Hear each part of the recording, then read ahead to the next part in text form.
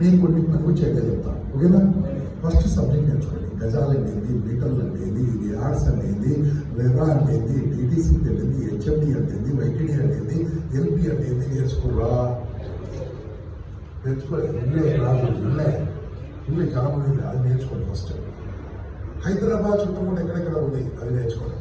ORR అంటే RR అంటే తెలియదు కదా మనకు, నేర్చుకోవాలి. ఈ రెండు మధ్యలో ఏముంది, ఏమేమి కొత్త కంపెనీలు రాబోతున్నాయి, హైదరాబాద్ పాపులేషన్ వస్తుంది, హైదరాబాద్లో ఎందుకు సెటిల్ అవుతున్నారు మనుషులు చెప్పండి. చెప్పండి, హైదరాబాద్ సెటిల్ అవుతున్నారు, హైదరాబాద్లో సెటిల్ ఎందుకు సెటిల్, నాగ్పూర్లో కావచ్చు కదా, పూనాలో కావచ్చు కదా, బాంబేలో కావచ్చు కదా, బెంగళూరులో కావచ్చు కదా.